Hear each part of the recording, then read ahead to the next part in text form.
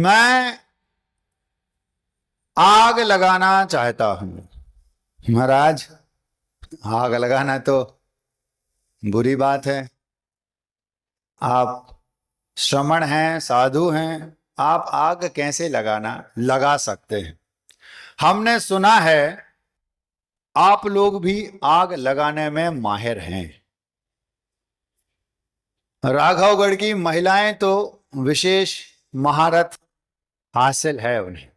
महाराज, 4 महीने आपको हमारे हाथ का ही खाना है। आप चातुर्मास शुरू नहीं हुआ, पहले दिन से कहने लगे हम लोग आग लगाने में माहिर हैं। आप गलत अर्थ लगा रहे हैं। आग लगाने के 2 अर्थ होते हैं, एक वो जो नारद जी करते थे और एक दूसरा वो हम सिद्ध करते हैं कि आप आग लगाने में माहिर हैं। हम आपके चौकों में जाते हैं, चौकों में हम देखते हैं कि एकदम लगता नहीं कि यहां भोजन पकाया गया है। मतलब आप लोग बहुत व्यवस्थित तरीके से आग लगाते होंगे। समझ में आ गया? भोजन आप कच्चा तो खाते नहीं। हर घर में किचन है, हर घर में भोजन आप पका के खाते हैं। तो पकाएंगे तो आग लगाते कि नहीं? तो वही तो हम कह रहे। तो आप लोग आग लगाने में माहिर हो कि नहीं, बताओ? है महाराज, आप कुछ और अर्थ लगा रहे थे। तो हम धड़ल्ले से ये बात कह सकते हैं कि राघवगढ़ की महिलाएं आग लगाने में माहिर हैं। गुरुजी थे, नाम था जगन्नाथ। गुरुकुल पद्धति से पहले पढ़ाई होती थी।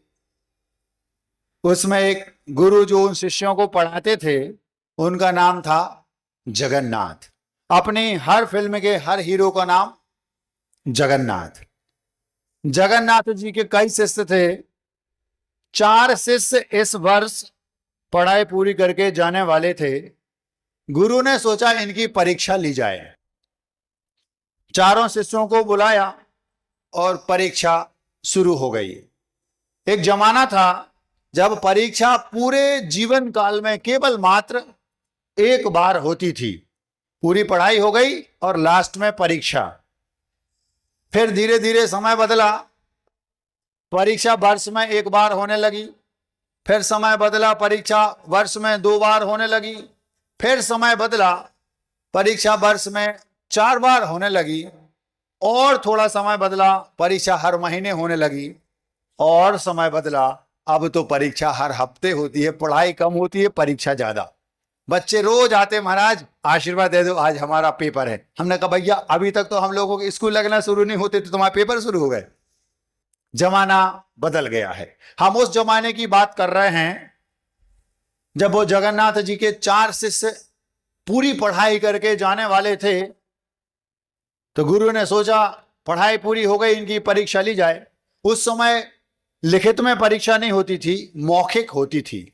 आप लोगों ने एक प्रसंग सुना होगा दुर्योधन का, युधिष्ठिर का। गुरु ने कहा गुरुयोधन जाओ, ये टोकरी में कुछ भोजन है, जो तुम्हें सज्जन व्यक्ति दिखे उसको खिला के आ जाओ।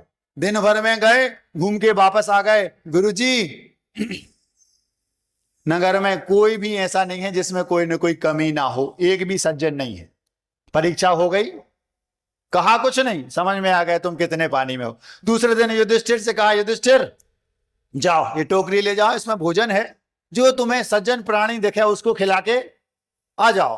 दुर्योधन युधिष्ठिर उठे, गए और 2 मिनट में टोकरी खाली करके वापस आ गए। क्यों? फेंकने को नहीं कहा था, हमने कहा था कि किसी को खिला के आना है। गुरुजी मैं काम करके आया हूं, किसको खिलाया? जैसे मैं आश्रम के बाहर निकला तो गेट पर एक डॉगी बैठा था।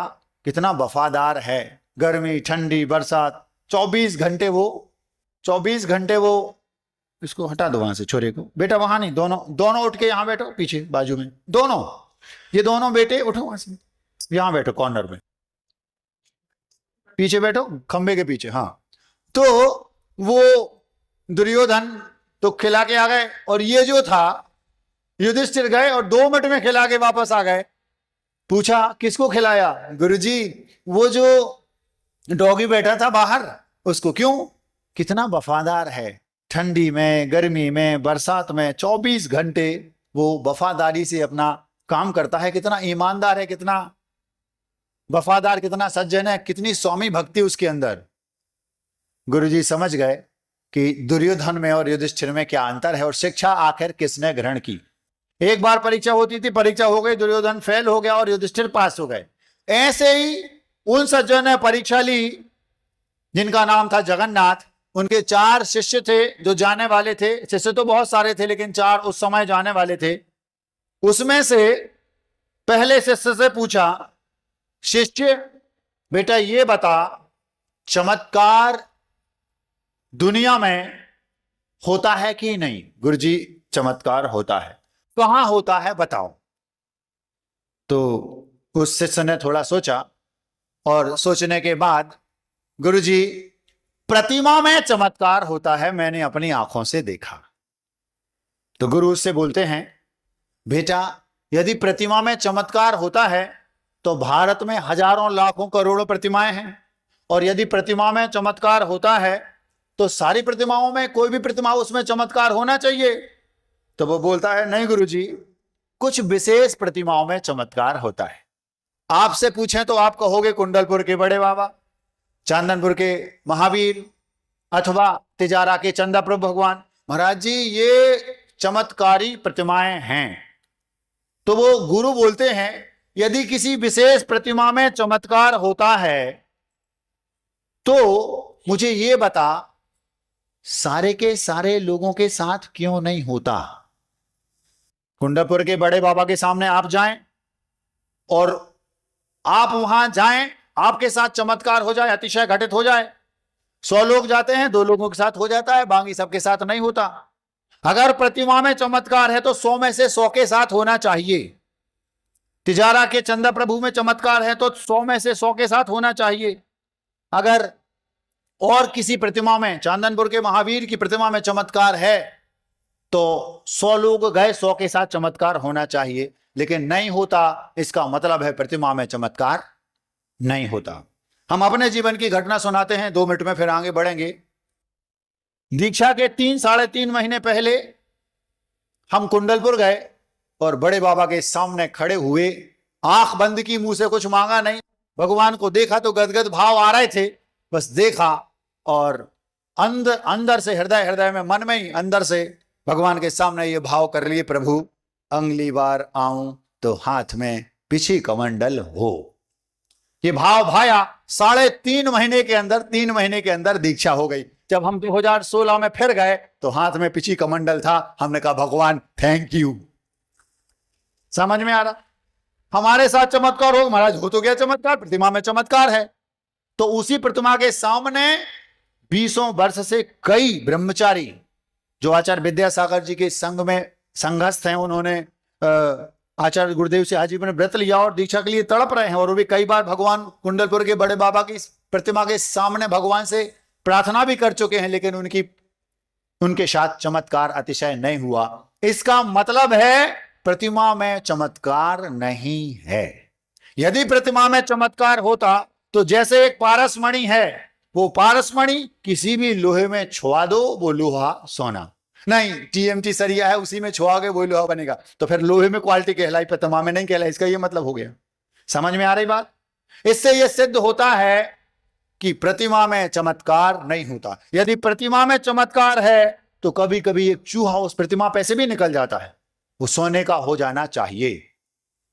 इसका मतलब है कि प्रतिमा में चमत्कार नहीं होता। गुरुजी बोले, बेटा चमत्कार तो होता है, तू बोल रहा है, लेकिन प्रतिमा में होता है, ये बात सिद्ध नहीं हो रही। प्रतिमा में चमत्कार नहीं होता। परीक्षा उसकी हो गई, गुरु ने अपने दिमाग में वो बात भर ली। दूसरा शिष्य उसकी ओर इशारा किया, तू बोल चमत्कार होता है कि नहीं? शिष्य बोलता, गुरुदेव चमत्कार होता है। तो कहां होता है? तो बोलता है, गुरुदेव मंत्र में चमत्कार होता है। कहां? मंत्र में। गुरुदेव बोलते हैं, हमने हजारों लोगों को एक सा मंत्र दिया। जितने शिष्य हमारे पास आज तक आए, हमने सबको मंत्र दिया। आप लोगों के पास भी चमत्कारी मंत्र है, नमोकार मंत्र। सभी लोग इस सभा में जितने लोग बैठे हैं वे प्रायः नमोकार मंत्र की माला तो फेरते ही हैं। कुछ लोग तो हर गुड़िया पे नमो हरिहंताड़म, नमो सिद्धाड़म, नमो वायरियाड़म, नमो झाड़म, नमो लोय सब साहुड़म, और पता नहीं उसके पीछे क्या रखते हैं साथ में। आप सब समझते हैं क्या रखते हैं, क्या डिमांड रहती है, वो आपकी समस्या है, लेकिन मंत्र तो आप फेरते हैं। महाराज अगर मंत्र में चमत्कार है, कई लोगों का काम उस मंत्र की माला फेरने से बनता दिखा है। णमोकार की माला कई लोगों ने फेरी तो उनका काम बनते दिखा है। इससे यह सिद्ध होता है कि गुरुदेव मंत्र में चमत्कार है।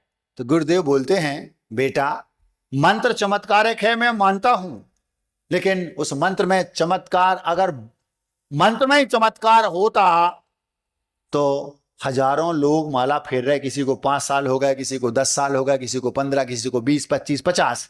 इसका मतलब है सबके साथ काम चमत्कार होना चाहिए था। इससे यह सिद्ध होता है कि मंत्र में चमत्कार नहीं होता। कुछ लोगों का काम बनता है उस मंत्र की माला फेरने से और कुछ लोगों का नहीं बनता। प्रैक्टिकली देख लो, आप चारों शिष्यों से पूछा, आप चारों को हमने एक सा मंत्र दिया, किसी का काम हुआ, किसी का नहीं हुआ, हो सकता है चारों का हो जाए, किसी चारों का ना हो, तो रिजल्ट 100% निकले तब तो हम मानेंगे कि चमत्कार होता है। लेकिन रिजल्ट 100% नहीं निकल रहा, इसका मतलब है कि मंत्र में चमत्कार नहीं है। बात वहीं की वहीं।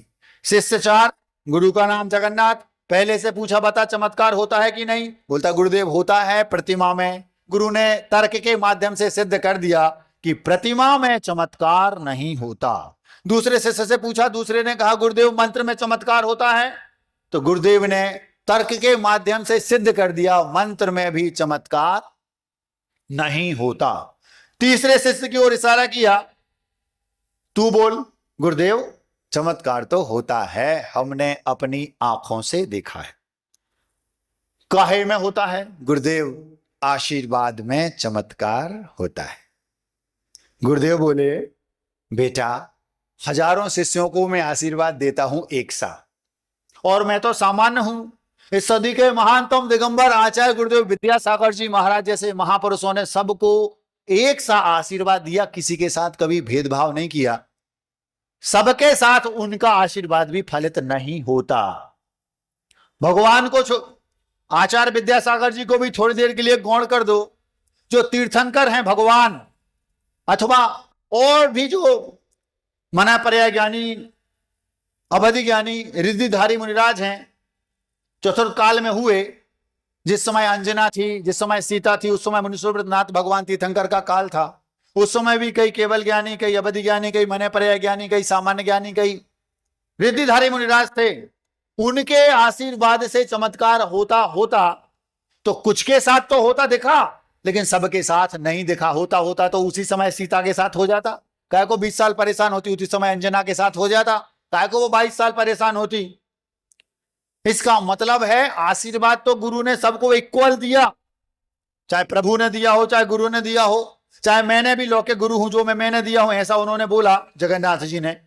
सबके साथ सबको एक सा आशीर्वाद गुरु ने दिया। कुछ के साथ तो अतिशय होता दिखाई देता है, लेकिन सबके साथ नहीं। इससे यह सिद्ध होता है आशीर्वाद में भी चमत्कार नहीं होता। कैसेट फंसी की फंसी। गुरु उन तीनों की परीक्षा ले रहे हैं। तीनों की अभी विदाई होनी है, छुट्टी होने वाली है। गुरु ने चारों की, गुरु बोले चारों की परीक्षा ली जाए। 3 से पूछा, प्रश्न 1 है, चारों साथ में खड़े, चमत्कार होता है कि नहीं? पहले, दूसरे, तीसरे तीनों शिष्यों ने कह दिया, गुरुदेव चमत्कार तो होता है, दुनिया में चमत्कार होता है। एक कहता है प्रतिमा में होता है, दूसरा कहता है मंत्र में होता है, और तीसरा कहा गुरु के आशीर्वाद में होता है। गुरु ने तीनों का उत्तर तर्क के माध्यम से काट दे दिया। बेटा, प्रतिमा मात्र में चमत्कार नहीं, मंत्र मात्र में चमत्कार नहीं, आशीर्वाद मात्र में चमत्कार नहीं। यदि प्रतिमा में होता तो सारी प्रतिमाओं में होना होता। गुरुजी विशेष प्रतिमा में होता, विशेष में होता, किसी एक में भी होता तो सबके साथ होना चाहिए था।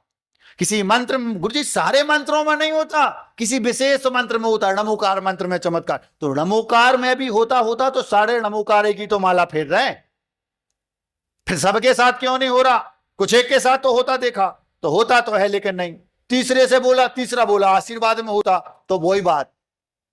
फाइनली रिजल्ट ये निकला, ना प्रतिमा में चमत्कार है, ना मंत्र में चमत्कार है, और ना आशीर्वाद में, ना विशेष प्रतिमा में, ना विशेष मंत्र में, ना विशेष आशीर्वाद में। लोग आते हैं, महाराज जी अच्छा आशीर्वाद दे दो, पेपर है। हमने कहा भैया आशीर्वाद भी बुरा होता है, मतलब अच्छा दे दो का मतलब आशीर्वाद भी बुरा होता है क्या? महाराज जी अच्छा आशीर्वाद दे दो, हम वहां जा रहे हैं, इस काम के लिए जा रहे हैं, उस काम के लिए जा रहे हैं। बड़ी हंसी आती है, मतलब हम इनको अच्छा दे दें, इनको बुरा, या महाराज जी बहुत अच्छा वाला दे दो। आशीर्वाद में कुछ है ही नहीं। सिद्ध हो गया, तीनों शिष्यों की परीक्षा ली गई, अब बचा चौथा। नंबर चौथे का है।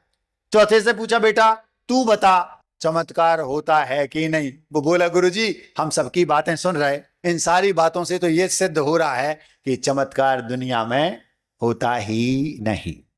तो गुरुजी ने उसका उत्तर दिया, बेटा नहीं होता होता तो सीता के साथ भले 20 साल बाद, लेकिन पानी, अग्नि का पानी बना था कि नहीं? अग्नि परीक्षा हुई कि नहीं? अग्नि परीक्षा में सीता पास हुई कि नहीं? अग्नि परीक्षा में जो अग्नि थी वो सबके सामने भरी सभा में दिन दहाड़े पानी बनी कि नहीं? हुआ चमत्कार की नहीं? गुरुदेव बोले समंत भद्र स्वामी ने काशी बनारस में चंदा प्रभु भगवान की प्रतिमा प्रकट की थी, उस समय चमत्कार हुआ था कि नहीं? और गुरुजी बोले अभी अभी की घटना है, उसी मठ में एक घटना घटी होगी। 2 शिष्य थे, उसमें से एक शिष्य गुरु के प्रति पागल था, गुरु की भक्ति बेहिसाब थी उसके हृदय में, और एक दूसरा शिष्य था जो उनसे जलता था, क्योंकि जिसकी भक्ति थी गुरुजी समझ गए इसकी मेरे प्रति एक अलग भक्ति है, उसको खूब हृदय से आशीर्वाद देते थे। और जो दूसरा था वो उससे जलता था कि गुरुजी इसको ज्यादा चाहते हैं। उस शिष्य का ये काम था, वो गुरुजी के पास रोज जाता, धोख देता, चांदी के बर्तनों में चांदी की कलसी से कुएं का शुद्ध प्राशुक जल और उसमें केसर डाल करके धीरे से चरणोदक लेता और तुरंत उस चरणोदक को पी लेता। जैसे ही उस जो गुरुजी थे उनका वो चरणोदक पीता, चरणोदक पीने के बाद रोज चरणोदक लेता और रोज चरणोदक को पी लेता। चरणोदक मतलब गंधोदक पी लेता। जब 1 बार 2 बार 3 बार 50 बार वो शिष्य देख रहा, उसको लगता कि इसकी गुरु के प्रति, गुरु का इसके प्रति विशेष स्नेह है, तो उसको उससे जलन होती थी। किसी की दुकान ज्यादा चलती है तो आपको उसको देखकर जलन होती कि नहीं होती? तो है महाराज। तो बस ऐसे उसको होता था, क्यों गुरु उसको ज्यादा भाव दे रहा है तो मैं कम, तो उसको जलन होती थी। इतनी ज्यादा जलन हुई उसको, इतनी ईर्ष्या हुई, उसने सोचा एक काम करो, इसको तो अगर मुझे गुरु का स्नेह चाहिए है तो इसको, इस कांटे को अपने और गुरु के बीच से अलग करना होगा। उसने दूसरे दिन उस जल में जो गुरु के लिए चरणोदक के रूप में रखा था कि हाँ आप इसका अभिषेक करके गुरु का चरणोदक हम लेंगे, उसने उस थाली के साथ उस कलसी में जो जल भरा था उसमें जहर मिला दिया। जहर समझते हो? हाँ, उसने जहर मिला दिया और इस उद्देश्य से जहर मिला दिया कि जैसे ये जहर मिला पानी, जल गुरु के अंगूठे पर डालेगा और नीचे आएगा और फिर उसको ये पी लेगा और पिएगा तो ये निपट जाएगा। निपटना समझते हो? हाँ, बस उसने जल मिला दिया और जल में जहर मिला दिया और जहर मिलाने के बाद वो शांत वहीं खड़ा है। वो आया, गुरुजी के चरणों के नीचे थाली लगाई, कलसी से पानी डाला और चरणोदक बन गया। अभी क्या था? वो जल जैसे ही चरणों पे पड़ा तो बन गया चरणोदक। जैसे ही चरणोदक बना, बस वो थाली को मुंह से लगा के पीने वाला था। दूसरे संप्रदायों में हमारे यहाँ गंधोदक को माथे पर लगाया जाता है, चरणोदक को माथे पर लगाया जाता है, लेकिन भारत में कुछ ऐसे भी संप्रदाय हैं जो चरणोदक को पीने की प्रथा है। प्रायः वो लोग उसको पी लेते हैं, गुरु के चरणों की रज मानकर, उनकी गुरु के प्रति भक्ति है। वो गुरु ऐसा ही होंगे, वो शिष्य भी ऐसा ही होगा। उन्होंने चरणोदक को पी लिया, पीने के लिए वो रेडी ही हुआ था। इतने में इसको जो शिष्य था दूसरा, इसके मन में भाव आया कुछ भी हो, इसका हृदय वापस पिघल गया, कुछ भी हो कम से कम कुछ भी हो, है तो हमारा साथी ही। उस समय उसको कसाय तीव्र थी तो उसने मिला दिया, लेकिन अब मन में भाव आया, उसने उसका मुंह पकड़ लिया और मुंह पकड़ के बोलता है भैया क्षमा कर दो। क्यों? हमसे गलती हो गई। क्या हुआ? हमसे गलती हो गई, हमसे ये गलती हो गई, हमने तुम्हारे जल में जहर मिला दी। क्यों? इसलिए मिला दिया था, गुरु तुम्हें ज्यादा, सारी घटना बता दी, गुरु तुम्हें ज्यादा स्नेह करते हैं, तुम्हारा स्नेह गुरु का स्नेह तुम्हें इतना मिलता है, मुझे तुमसे जलन होती थी तो मैं तुम्हें अपने रास्ते से हटाना चाहता था, इसलिए मैंने इसमें जहर मिला दिया है। तुम एक काम करो, हमसे गलती हो गई, इसको मत पीना, ये जहर है। वो कहता तुमने कब मिलाया था इसमें? हमने पहले मिला दिया था, चरणों में चढ़ने के पहले। भैया ये चरणों में स्पर्श होने के पहले जहर था, अब तो ये चरणोदक है और मैं इसको पीऊंगा। उसने फिर भी पी लिया, उसको कुछ भी नहीं हुआ। उस मठ की ये बात है। तो गुरु ने कहा देखो तुम कह रहे चमत्कार नहीं होता, तुम जहर पी के दिखाओ, देखेंगे क्या होता है। समझ में आ रहा? तो तुम कह रहे हो चमत्कार नहीं होता, और तुम्हारे सामने चमत्कार हुआ था अपने ही मठ में। चमत्कार हुआ क्या? गुरु के प्रति उसकी श्रद्धा थी, इसके कारण उसका जो जहर था वो पी गया और उसको कुछ नहीं हुआ। चमत्कार अपने ही मठ में हुआ था। बात वहीं की वहीं। 4 शिष्य, चारों की परीक्षा हो रही है। पहला कहता प्रतिमा में चमत्कार है, बात खारिज हो गई। दूसरा कहता है मंत्र में चमत्कार है, वो भी खारिज हो गई। तीसरा कहता है आशीर्वाद में चमत्कार है, वो भी खारिज हो गई।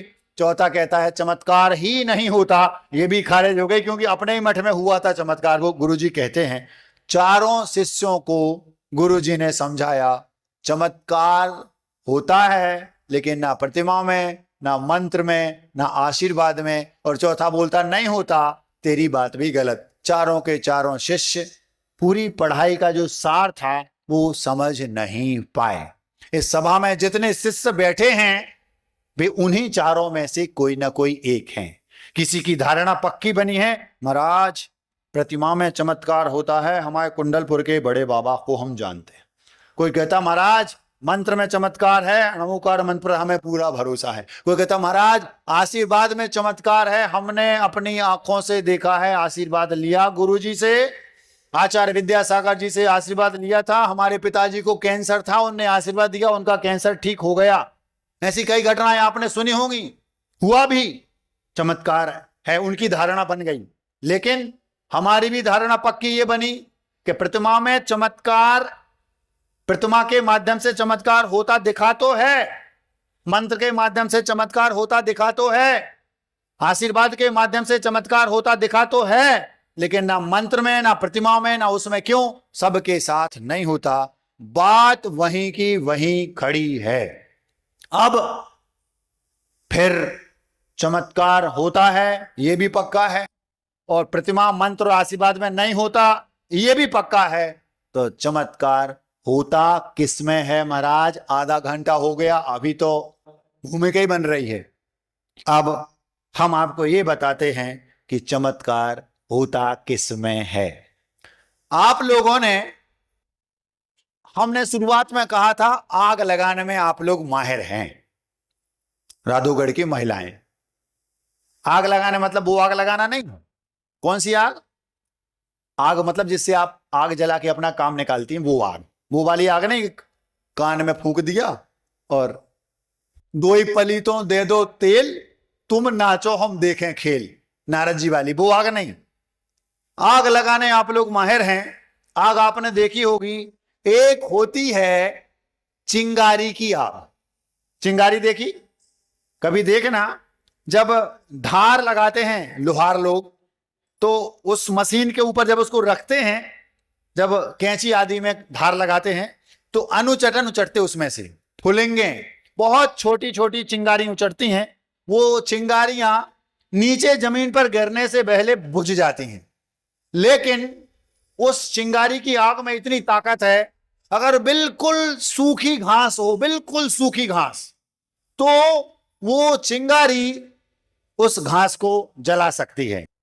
दूसरी है चूल्हे की आग, जिस आग में आप लोग प्रायः भोजन पकाते हैं, उस आग में आप जो भोजन पकाते हैं, उस आग में अगर चूल्हे में थोड़ी नमी युक्त घास भी रख दो तो वो जल जाएगी। तीसरी आग है चिता की आग। उस चिता की आग में यदि आपने बिल्कुल गीली घास भी रख दी तो वो भी जल जाएगी। सुन रहे क्या? सो रहे? सुन रहे? 3 प्रकार की आग, एक चिंगारी की आग, एक चूल्हे की आग और एक चिता की आग। चिंगारी की आग में बिल्कुल सूखी घास भी जल जाएगी। इतनी छोटी सी चिंगारी अगर एक सूखी घास में डाल दो, उसमें आग वैसी नहीं बन रही, केवल अनुचटन है, फुलिंग है, तब भी उसमें वो सूखी घास जल के आग लग के पूरे संसार को भी जला सकती है। दूसरी है चूल्हे की आग। उस आग में अगर घास थोड़ी सी नमी युक्त है तो वो पक्का है कि जल जाएगी। थोड़ी सी नमी युक्त भी, सूखी तो जल ही जाएगी चूल्हे की आग में, लेकिन थोड़ी बहुत नमी है तो भी वो जल जाएगी। लेकिन जो तीसरी आग है चिता की, उसमें चाहे सूखी हो, चाहे थोड़ी बहुत नमी वाली हो, चाहे बिल्कुल हरी गीली घास क्यों ना हो, वो भी जल जाएगी। समझ में आ रही बात? 3 प्रकार की आग और 3 प्रकार की घास। अब प्रश्न ये उठता है, महाराज चमत्कार होता किसमें है? तो गुरुजी बोले, बेटा ना प्रतिमा में चमत्कार है और ना मंत्र में चमत्कार है और ना आशीर्वाद में चमत्कार है। यदि चमत्कार है तो केवल श्रद्धा में चमत्कार है। महाराज श्रद्धा में चमत्कार है तो हम भगवान की पूजा कर रहे, हमें भगवान पर श्रद्धा नहीं है, इसका ये मतलब हुआ। प्रतिमा में चमत्कार है, प्रतिमा के प्रति हमारी श्रद्धा है तो चमत्कार होगा, और हमारी श्रद्धा नहीं है तो नहीं होगा। तो महाराज हम पूजा कर रहे हैं 20 साल से, हमारी भगवान पर श्रद्धा नहीं है। कोई कहता है महाराज हम माला फेर रहे हैं मंत्र की, मतलब हमें मंत्र पे श्रद्धा नहीं है, ये मतलब हुआ आपका। महाराज से हम रोज आपको नमोस्तु करते, आप आशीर्वाद देते हो तो हमें यहाँ पे श्रद्धा नहीं, ये मतलब हुआ। चमत्कार श्रद्धा में है, लेकिन श्रद्धा होते हुए भी आपकी जो श्रद्धा है किसी की चिंगारी की आग जैसी है, किसी की चूल्हे की आग जैसी है और किसी की चिता वाली है। समझ में आ रही बात? 3 प्रकार की आपकी श्रद्धा की आग है। अब जिसकी चिंगारी की आग है उसका तो एक, अगर मान लो उसका कर्म, पुराना जो कर्म है, वो घास जिसको हम बोलेंगे वो बहुत गीली है तो वो जलने वाली। आपको श्रद्धा है चिंगारी जैसी आग, प्रतिमा से चमत्कार होने वाला नहीं है, मंत्र से चमत्कार होने वाला नहीं है, आशीर्वाद से चमत्कार होने वाला नहीं है। चमत्कार प्रतिमा में भी है, मंत्र में भी है, आशीर्वाद में भी है, लेकिन श्रद्धा से हो तो। प्रतिमा पर वैसी श्रद्धा है कैसी? चिता की आग जैसी, तो चमत्कार हो जाएगा। अगर मंत्र पर चिता की आग जैसी श्रद्धा है तो चमत्कार हो जाएगा, और आशीर्वाद में श्रद्धा की आग जैसा नमस्कार में दम है, श्रद्धा वाला, चिता की आग जैसी आग है श्रद्धा की, तो चमत्कार हो जाएगा। हम डोंगरगढ़ में थे। डोंगरगढ़ में महाराज आशीर्वाद में चमत्कार होता हमने अपनी आंखों से देखा। आचार्य विद्यासागर जी महाराज के साथ सत्संग हम लोग थे। एक महाराज की आंखों में अचानक कुछ रोग हो गया, बीमारी हो गई, उनकी आंखों की स्थिति बहुत ज्यादा गड़बड़ हो गई। वैद्य जी को बुलाया गया, वैद्य जी आए, वैद्य जी ने उनको देखा और उन महाराज से सीधा मुंह पे बोलते हैं, 24 घंटे का समय है आपके पास। क्या बोले आप? आचार्य विद्यासागर जी के संगस्थ साधु थे, उनकी आंखों में कुछ गड़बड़ी हो गई। उन्होंने लक्षणों से जान लिया कि इनकी आयु केवल 24 घंटे शेष बची है। तो वो वैद्य जी सीधे महाराज से बोलते हैं, जिनको वो देखने आए, उन्होंने नाड़ी देखी, आंखें देखी और उनकी धड़कन वगैरह देखी, और बोलते हैं सीधे उन्हीं से, गुरुदेव 24 घंटे का समय आपके पास है। सारे लोग घबरा गए, आचार्य के पास पहुंचे। आचार्य वो वैद्य जी ऐसा बोल रहे हैं। आचार्य के पास वो वैद्य जी, तुरंत पीछे से वैद्य जी आ गए। आचार्य अपने कक्ष में बैठे थे।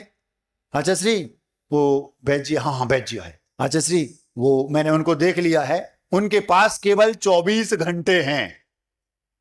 आचार्य तो आचार्य हैं, हंस दिए और मुस्कुरा के बोले, अच्छा आपने देखा उनको? जी आचार्य, ठीक है ठीक है, 24 घंटे, हाँ ठीक है, आशीर्वाद है, ठीक है जाओ, मतलब निकल लो।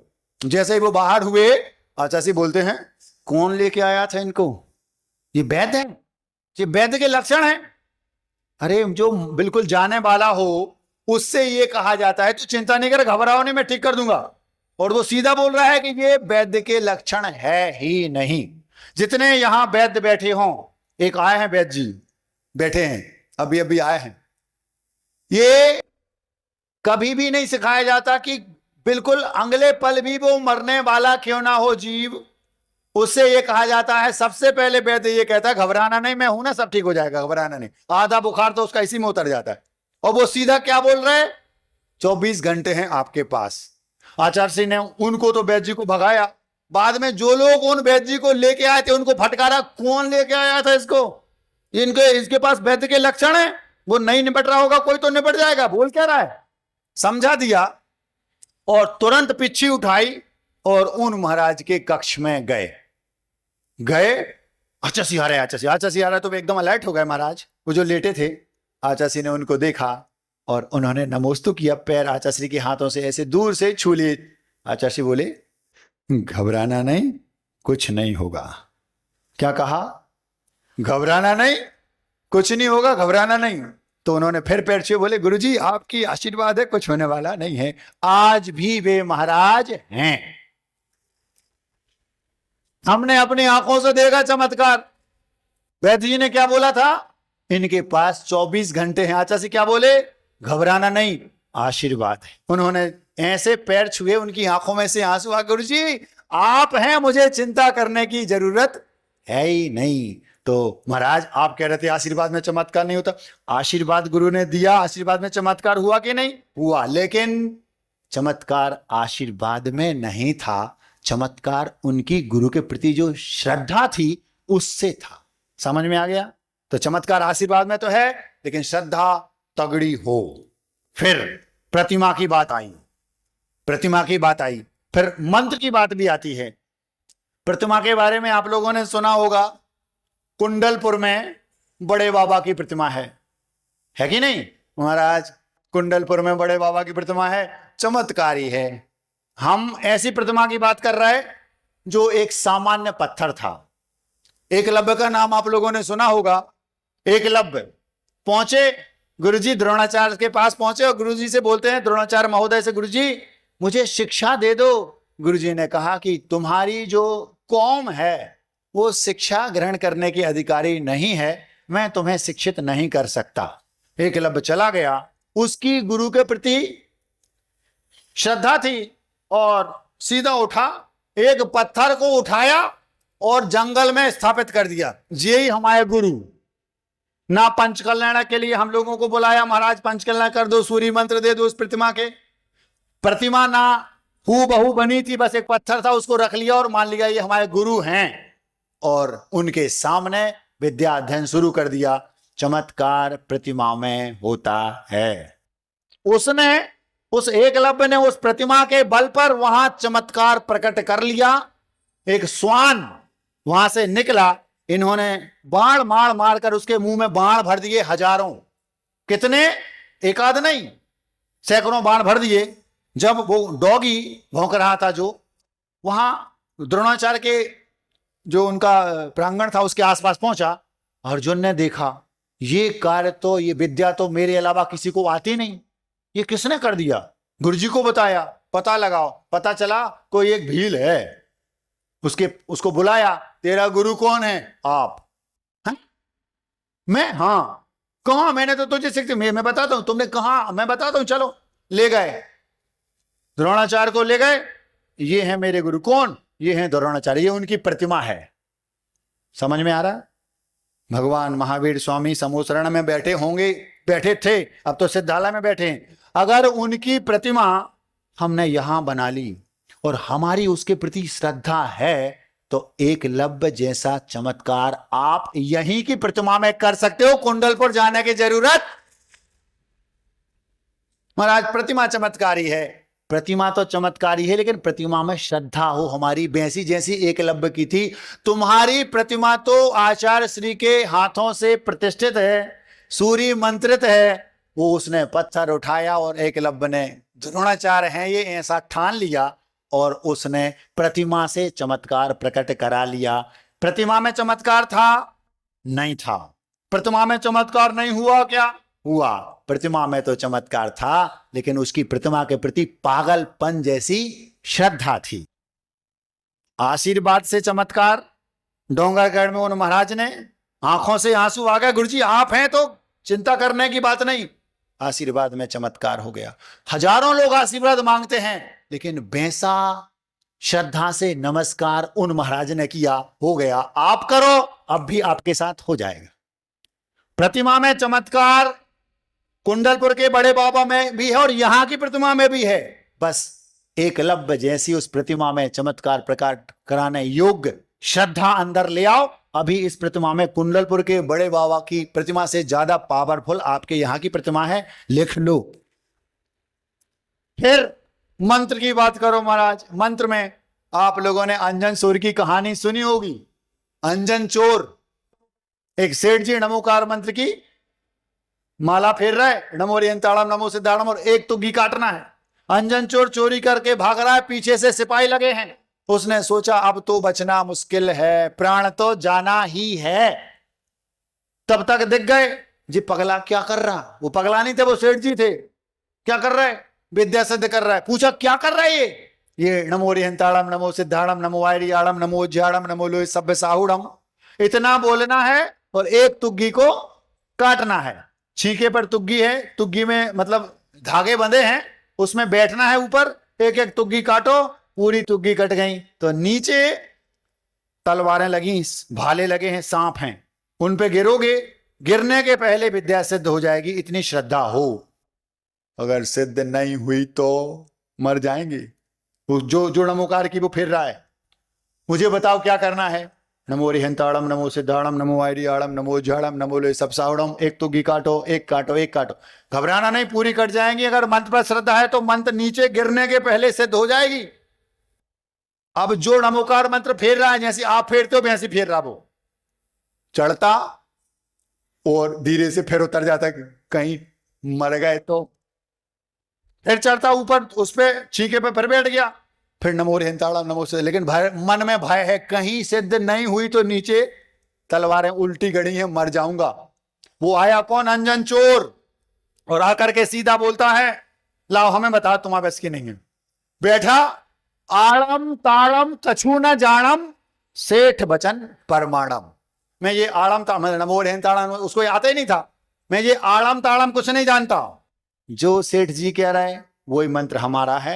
आड़म ताड़म कछु न जानम सेठ बचन परमाणम। सेठ के जो वचन है वही प्रमाण है। एक साथ उसने सारी तुग्गी काट दी और नीचे गिरा, गिरने के पहले विद्या सिद्ध हो गई, चमत्कार हो गया। समझ में आया? मंत्र में चमत्कार अंजन चोर ने किया, आशीर्वाद से चमत्कार उन महाराज ने किया डोंगरगढ़ में हमारी आंखों के सामने, और प्रतिमा में एकलव्य ने। ना प्रतिमा में चमत्कार है, ना मंत्र में चमत्कार है, और ना आशीर्वाद में। तीनों में नहीं है और तीनों में हुआ। महाराज हुआ तो तीनों से, बस इन सब के साथ आपके पास श्रद्धा हो। तो महाराज आप कहना क्या चाहते हैं? कहना क्या चाहते हैं आप? हम ये कहना चाहते हैं चमत्कार यही है, आशीर्वाद भी आपको यही मिल रहा है, माला भी आपके पास यही है, नमोकार भी, और प्रतिमा भी यही है। ना आपको शिखरजी जाना, ना आपको कुंडलपुर जाना, ना आपको तिजारा जाना, ना आपको चांदनपुर जाना, ना गिरनार, ना कहीं और। आप जहां बैठे हो वहां चमत्कार है। तो महाराज हम प्रतिमा के सामने जो नमस्कार करते हैं, आपको जो नमस्कार करते हैं, माला फेरते हैं, वो बिना श्रद्धा के फेर रहे, इसका ये मतलब हुआ आपकी जो श्रद्धा की आग है वो चिंगारी जैसी है। समझ में आ रहा? अब यदि आपका जिस कारण से आप परेशान हो, जिस कार्य को आप सिद्ध करना चाहते हो, जिसमें आपको चमत्कार उत्पन्न कराना है, माना कि आपकी घर में कोई ऐसी समस्या है जिससे आप निजात पाना चाहते हो, कर्म आपका बहुत तीव्र है, इतना तीव्र है कि वो हरी घास, इतना कर्म तीव्र है। और आपकी जो श्रद्धा है वो कैसी है? चिंगारी जैसी। घास जलेगी? नहीं जलेगी। चूल्हे की आग में रख दो, हरी घास चूल्हे की आग में रख दो, जलेगी? नहीं जलेगी। तो हरी घास को जलाना है तो कौन सी आग चाहिए? चिता की आग। आपकी श्रद्धा अगर चिता की आग जैसी जबरदस्त है तो कितना तीव्र कर्म हो, हरी घास जैसा भी, वो भी जल के खाक हो जाएगा। मरघटशाला में हम लोग रोज जाते, उसके लिए नहीं जाते हम लोग, शौच क्रिया के लिए जाते हैं। नहीं तो आप सोचो मरघटशाला काहे को जाते महाराज रोज? मरघटशाला समझ गए ना? आपके यहां मरघटशाला बोलते, हमने भोजनशाला सुना था, पाठशाला सुना था, धर्मशाला सुना था, लेकिन ये मरघटशाला हमने पहली बार आपके नगर में आके सुना। मरघटशाला, मरघटशाला में हम लोग रोज जाते हैं, उसके पीछे जंगल का स्थान है, वहां हम लोग सुबह सुबह जाते हैं। उस मरघटशाला में जो चिता की आग होती है उसमें घास को भी रख दो गीली तो वो भी जल जाएगी। अब समस्या ये है, या तो आपके पास जो समस्या है जिसका आप निदान चाहते हैं, चमत्कार चाहते हैं, या तो वो घास हो सूखी वाली, तो आपकी जो श्रद्धा चिंगारी जैसी है वो भी जल जाएगी। लेकिन आपके साथ समस्या ये है, सबको श्रद्धा है, किसी को श्रद्धा नहीं है, मैं ये नहीं कह रहा हूं। सबको प्रतिमा पर श्रद्धा है तभी तो मंदिर आते हो, सबको मंत्र पर श्रद्धा है इसलिए तो माला फेरते हो, और सभी को गुरु पर आशीर्वाद पर श्रद्धा तभी तो नमोस्तु बोलते हो। लेकिन किसी के साथ चमत्कार घटित क्यों नहीं हो रहा महाराज? इसलिए नहीं हो रहा, आपकी घास है गीली और आग है चिंगारी की। समझ गए? हाँ महाराज, किसी के साथ तो हो जाता है, उसकी घास सूखी है, मतलब उसका कर्म का विपाक बिल्कुल कम बचा है, ना के बराबर उसका तीव्र जो कर्म था, लास्ट एंड चल रहा है। उस समय वो थोड़ा सा भी नमस्कार किया श्रद्धा से, बिल्कुल कम श्रद्धा से भी, उसमें भी उसका काम बन जाएगा। महाराज आपके आशीर्वाद से हमें यूपीएससी का पेपर देने जा रहे थे, यूपीएससी में निकल गए। हमारे आशीर्वाद से नहीं निकले, श्रद्धा भले तो मैं कम थी लेकिन तुम्हारी जो घास थी वो सूखी थी। तो जिसकी घास सूखी है, कर्म जिसका बिल्कुल ना के बराबर नगण्य बचा है, तो जो सामान्य आपकी श्रद्धा है चिंगारी की आग जैसी, उससे भी आपका काम बन जाएगा। अगर आपकी घास इतनी गीली है, नमी युक्त है, तो चूल्हे की आग जैसी श्रद्धा आपकी है, उससे भी वो जल जाएगी। लेकिन आपके साथ समस्या ये है, आपकी कर्मों की जो घास है वो है एकदम हरी ग्रीन, गैया को खिलाने लायक, लेकिन आपकी श्रद्धा है चिंगारी की आग जैसी। कैसे जलेगी बताओ? हरी घास में चिंगारी डाल दो क्या होगा? चिंगारी बुझ जाएगी। और सूखी घास में चिंगारी डाल दो क्या होगा? बोलो। सूखी घास में चिंगारी डाल दो तो भर्र से वो पूरी घास जल जाएगी। हमें क्या करना है? हमें कुछ नहीं करना, केवल मात्र अपनी जो श्रद्धा चिंगारी की आग जैसी है उसको इतना गाढ़ा बनाना है कि वो चूल्हे की आग जैसी हो जाए। कम से कम अगर चूल्हे की आग जैसी आपकी श्रद्धा हो गई, चिता की आग जैसी नहीं भी हुई, तो हरी घास छोड़ करके जो नमी युक्त घास है वो भी जल जाएगी और जो सूखी है वो भी जल जाएगी।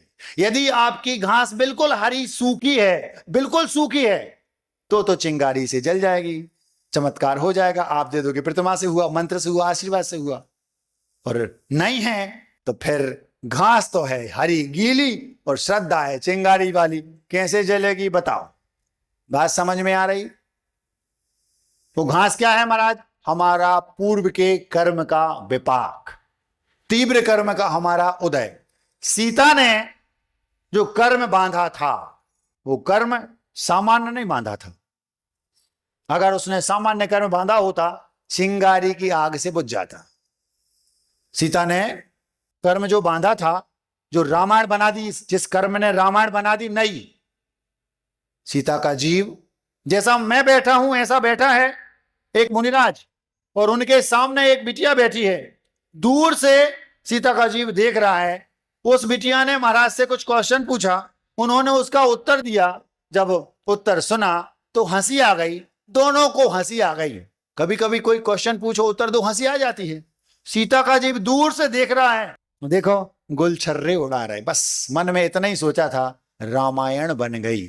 ऐसा तीव्र कर्म बंधा कि अगले भाव में वो चारित्रवान थी, पतिव्रता थी, सती थी, लेकिन कर्म ऐसा तीव्र था, हरी घास थी, बिल्कुल हरी। अब श्रद्धा की चिंगारी जैसी होगी नहीं जलेगी, चूल्हे जैसी होगी नहीं जलेगी। कब कटेगा कर्म? जब चिता की आग जैसी होगी। उसमें भी इतना लंबा समय क्यों लगा? इतनी गीली घास हरी थी। समझ में आ रहा? जितने लोगों के साथ आज वर्तमान में चमत्कार हो रहा है, केवल दो ही कारण हैं। या तो उनकी घास बिल्कुल सूखी है, उनके साथ हो रहा है, या फिर उनकी जो श्रद्धा की आग है वो चिता जैसी है, कुछ भी जल जाएगा उसमें, चाहे सूखी, चाहे नमी युक्त, चाहे बिल्कुल हरी।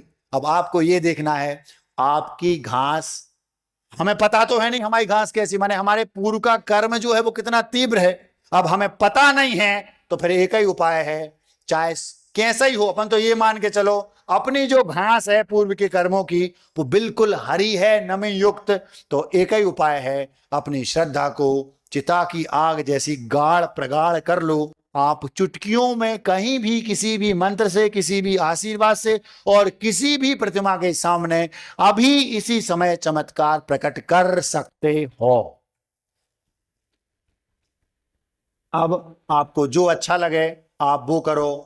आप लोग चमत्कार को नमस्कार करने पूरी दुनिया में घूमते फिरते हो। जैन दर्शन कहता है चमत्कार को नमस्कार करने मत जाओ। जैन दर्शन कहता है अरे नमस्कार में इतना पावर लाओ, हम जहां नमस्कार करेंगे वहां चमत्कार हो जाए।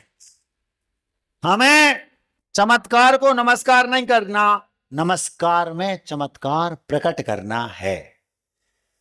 कुंडलपुर के बड़े बाबा, णमोकार मंत्र और आशीर्वाद, इन सब में चमत्कार है, लेकिन कब? तब जब आपकी श्रद्धा उतनी पावरफुल हो। नहीं तो ब्रह्मांड में कहीं चमत्कार नहीं होता, ब्रह्मांड में कहीं चमत्कार नहीं होता। इस विषय को कल हम बहुत अच्छे तरीके से आपके सामने रखेंगे, क्योंकि अब अपनी दुकान जम गई। अब समय आपका हो गया। मिठाई समझ में आ गया? पूरे वक्तव्य का सार क्या निकला? ना प्रतिमा में चमत्कार है, ना मंत्र में चमत्कार है, ना आशीर्वाद में चमत्कार है, और ना ऐसा कि चमत्कार नहीं है। चमत्कार होता है, लेकिन चमत्कार श्रद्धा में है। आग अपनी चिता की आग जैसी हो, कैसी भी घास हो वो जलेगी। एक बात और सुन लो, वो भी बड़ी जबरदस्त है, वो ये, हमारी घास कैसी भी हो, अंतर मुहूर्त में हमने आज तक जीवन में जितने कर्म बांधे हैं, जितने पावरफुल बांधे हैं, अंतर मुहूर्त की इतनी तीव्र अग्नि होती है, अंतर मुहूर्त में आप अपने पुराने पूरे बैलेंस को नील कर सकते हो। इतनी खतरनाक भी वो श्रद्धा की आग हो सकती है। अब वो कैसे जलानी है आपको ये हम आने वाले दिनों में बताएंगे। आज आपका समय हो गया। अब मिठाई शीर्षक है, आज चूंकि संडे है, हमें बता दिया गया था महाराज आज बच्चे आएंगे, तो हमने कहा पहला दिन है। सुबह मोटिवेशनल क्लास में भी बच्चों वाली बात रखी थी, कैचिंग पावर कैसे बढ़ाएं, और आज यहां भी वही, वो दिन भी क्या दिन थे जब हम छोटे बच्चे थे। जो बच्चे नहीं हैं वो इसको सोचें, उन्हें पुराने दिन याद आ जाएंगे। शीर्षक है वो दिन भी क्या दिन थे जब हम छोटे बच्चे थे। कपड़े तो मैले होते पर मन में मैल नहीं था, खेल में हंसते किसी पर हंसने का कोई खेल नहीं था। जब हम बच्चे थे तो हमारे कपड़े मैले होते थे, लेकिन मन उजला होता था, मन में मैल नहीं होता था। आज हमारे कपड़े उजले हैं, लेकिन मनों में मैल है। मन में मनो टनो मैल है। मन माने 40 किलो, टन माने 10 क्विंटल। कपड़े तो मैले होते पर मन में मैल नहीं था, खेल में हंसते किसी पर हंसने का कोई खेल नहीं था। आज हम दूसरों पर हंसते हैं, खेल हंसने के लिए है ही नहीं। और उस समय खेल खेल में तो हंसते थे, लेकिन किसी पर हंसने का खेल नहीं खेलते थे। कपड़े तो मैले होते पर मन में मैल नहीं था, खेल में हंसते, किसी पर हंसने का कोई खेल नहीं था। नकल कभी की नहीं, भले हम अकल के कच्चे थे। नकल कभी की नहीं, भले हम अकल के कच्चे थे। वो दिन भी क्या दिन थे जब हम छोटे बच्चे थे। तार कटे बत्ती गुल पर आपस में तार जुड़े थे। एक जमाना था जब मध्य प्रदेश में लाइट नहीं रहती थी, तार हमेशा कटे ही रहते थे, घंटे भर 2 घंटे आती थी बस। तार कटे बत्ती गुल पर आपस में तार जुड़े थे। पूरे परिवार के लोग एक साथ रहते थे और सबके आपस में दिली तार जुड़े थे, हृदय सबके एक दूसरे से कनेक्टेड थे। तार कटे बत्ती गुल पर आपस में तार जुड़े थे। जरा सी मुश्किल आने पर सबके सब साथ खड़े थे। घर में जितने सदस्य थे, सामूहिक परिवार होता था और उसमें एक दूसरे की चिंता होती थी, सबकी वैल्यू थी। हर व्यक्ति की अपनी वैल्यू थी, चाहे वो छोटा हो चाहे बड़ा हो, सबकी भावनाओं को समझा जाता था, बच्चों की भी और बड़ों की भी। तार कटे बत्ती गुल पर आपस में तार जुड़े थे। जरा सी मुश्किल आने पर सबके सब साथ खड़े थे। अगर पड़ोसी ने आंख दिखा दी तो सारे भाई इकट्ठे हो गए, अपने आप वो कुछ नहीं बोलेगा, क्यों, सब साथ खड़े। मुश्किल आई, सब एक साथ हो गए। आज तो किराए के रोने वाले बुलाने पड़ते मेट्रो सिटी में। अगर घर में कोई निपट गया तो घर में रोने वाले नहीं है, एक्चुअल किराए के आते हैं, वे 3 बजे से 4 बजे तक रोएंगे, ऐसा जैसे बिल्कुल सगे हों। और जैसे ही 4 बजे, सर टाइम हो गया, हमें दूसरी जगह रोने जाना है, पैसे दे दो। होता कि नहीं ऐसा? तार कटे बत्ती गुल पर आपस में तार जुड़े थे। जरा सी मुश्किल आने पर सबके सब साथ खड़े थे। ताश के 52 पत्तों में सब तुरुप के इक्के थे। सबकी अपनी अपनी वैल्यू थी। जैसे तुरुप के इक्के की होती ना, किसी से पूछो वैल्यू किसकी ज्यादा है, कोई कहता है गुलाम की, गुलाम से ज्यादा बेगम की, बेगम से ज्यादा बादशाह की, बादशाह से ज्यादा इक्का की, इक्का में भी हुकुम का इक्का, हुकुम के इक्के से भी ज्यादा वैल्यू होती है काट के इक्के की, जिसको तुरुप का इक्का बोलते हैं। तो सब घर के सबके सदस्यों की उस तुरुप के इक्के जैसी वैल्यू थी। आप लोग समझते नहीं हैं।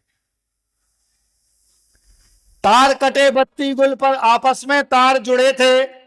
जरा सी मुश्किल आने पर सबके सब साथ खड़े थे। ताश के 52 पत्तों में सब तुरुप के इक्के थे। वो दिन भी क्या दिन थे जब हम छोटे बच्चे। बारिश में गलियों में कागज की नावें चलती थीं। छोटे छोटे थे, गलियां होती थी बिना सीमेंटेड, आजकल तो सीसी की रोड है। पहले क्या होता था, गलियों में बारिश हुई तो पानी बहता था, सब अपनी अपनी नाव चला रहे, किसी की आगे किसी की पीछे, किसी की पलट गई, किसी की गीली हो गई, दीदी की आगे भैया की पीछे, मित्र की, एक अलग आनंद था। बारिश में गलियों में कागज की नावें चलती थी। घर में बाहर गायें तो भीतर करुणा पलती थी। घर के बाहर गायें रहती थी और भीतर सबके हृदय में करुणा, दया, अनुकंपा होती थी। ये जमाना था। बारिश में गलियों में कागज की नावें चलती थी। घर में बाहर गायें तो भीतर करुणा पलती थी। पल में हंसते पल में रोते निश्चल सच्चे थे। वो दिन भी क्या दिन थे जब हम छोटे बच्चे। माँ ने लड्डू बनाए, माँ हमें लड्डू नहीं देंगे, रोने लगा बेटा, छोटा सा है, रोने लगा, लड्डू नहीं देंगे, रोने लगा, आंसू यहां तक आए, माँ को लगा रो रहा है, ले खा ले। जैसे ही दिया, अभी आंसू हैं बाहर और हाथ में लड्डू आते ही हंसने लगा। आंसू भी हैं और हंसी भी है। पल में हंसते पल में रोते, निश्चल, कोई छल नहीं, सच्चे थे, अपना आनंद लूटते थे। बारिश में गलियों में कागज की नावें चलती थी। घर में बाहर गायें तो भीतर करुणा पलती थी। पल में हंसते पल में रोते निश्चल सच्चे थे। वो दिन भी क्या दिन थे जब हम छोटे बच्चे। आंगन में दीवारें ना थी, हृदय में भेद नहीं था। एक घर है, बंटवारा भी हो गया, बड़े भैया इस साइड, मंझले उस साइड, छोटे इस साइड, संजले इस साइड, और बीच में आंगन। ठंडियों में बीच में फर्श बिछा है, सब बैठे हैं, धूप सेंक रहे, सुबह सुबह सब धूप सेंक रहे। भुट्टे आए तो बीच में सेक रहे, सब खा रहे हैं, मूंगफली सब खा रहे हैं। ऐसा लगता था जैसे अलग होते हुए भी सब इकट्ठे हैं। आज अलग इकट्ठे होने के बाद भी ऐसा लगता है सब अलग अलग। सबकी अपनी अपनी टीवी है, सबकी अपनी अपनी वो हैंडसेट है, सब साथ में बैठे हुए भी अपने में लगे हैं, किसी से कोई मतलब नहीं। पहले दूर दूर इकट्ठे होकर के भी, आज इकट्ठे होकर के भी दूर दूर हैं। पहले दूर दूर रहते थे, अलग अलग रह रहे, लेकिन फिर भी एक होते ऐसा लगता था। आंगन में दीवारें ना थी, हृदय में भेद नहीं था। आंगन में दीवारें ना थी, हृदय में भेद नहीं था। हमसे आगे बढ़े कोई तो खुशी थी, खेद नहीं था। पहले अगर हमसे हमारा पड़ोसी बढ़ रहा है तो हम उसको और सपोर्ट करते थे, घर का कोई सदस्य आगे निकल रहा है सपोर्ट करते थे। आज जलन होती है, हमसे आगे कोई बढ़ रहा है तो टांग खींचते हैं कि ऐसा ये रह जाए, आगे ना बढ़ पाए। आंगन में दीवारें ना थी, हृदय में भेद नहीं था। हमसे आगे बढ़े कोई तो खुशी थी, खेद नहीं था। कच्चे घरों में रहते थे पर रिश्ते पक्के थे। वो उस समय हम घर कच्चे होते थे, रिश्ते पक्के। आज घर पक्के हैं, रिश्ते कच्चे। आंगन में दीवारें ना थी, हृदय में भेद नहीं था। हमसे आगे बढ़े कोई तो खुशी थी, खेद नहीं था। कच्चे घरों में रहते थे पर रिश्ते पक्के थे। वो दिन भी का दिन थे जब हम छोटे बच्चे। कानों में घंटी की आवाजें गूंजा करती थी। कानों में घंटी की आवाजें गूंजा करती थी। जैन वहीं रहते थे जहां मंदिर हो, चारों ओर मंदिर के आसपास जैन रहेंगे। घंटी बजी और माँ ने कहा जाओ मंदिर जाओ। हम नहीं जाएंगे तो भोजन नहीं मिलेगा। दूसरी बार कहा हम नहीं जाएंगे तो फिर लाठी रखी रहती थी, जा रहा है क्या नहीं। एक पतली लाठी रखी रहती थी डराने के लिए, पिटाई कभी नहीं हुई, डराने के लिए। वो हाथ में माँ ने जैसे ही उठाई, अपने आप नहाएंगे मंदिर जाएंगे और दिखाना पड़ता था तिलक, देखो हम होके आ गए मंदिर, चंदन देख लो, भले वो चोरी का हो, दिखाना पड़ता था। कानों में घंटी की आवाजें गूंजा करती थी। मंदिर ना जाओ, मां लाठी से पूजा करती थी। या तो तुम पूजा करने जाओ भगवान की, ना हम तुम्हारी पूजा कर रहे हैं। तुम करोगे अष्टद्रव्य से भगवान की, हम करेंगे तुम्हारी लाठी से। समझ में आ रहा? आपके गांव की माएँ की बात नहीं कर रहे। उनको ऐसा सौभाग्य नहीं मिलता कि बच्चों को लाठी का डर दिखा के मंदिर भेजें। क्यों महाराज, कोचिंग जाता है, स्कूल जाता है, टाइम नहीं है, क्या करें बेचारा। कानों में घंटी की आवाजें गूंजा करती थी। मंदिर ना जाओ, मां लाठी से पूजा करती थी। बचपन से बचपन तक जो दिन सबसे अच्छे थे, बचपन से बचपन तक जो दिन सबसे अच्छे थे, वो दिन भी क्या दिन थे जब हम छोटे बच्चे। अहिंसा परमो धर्म की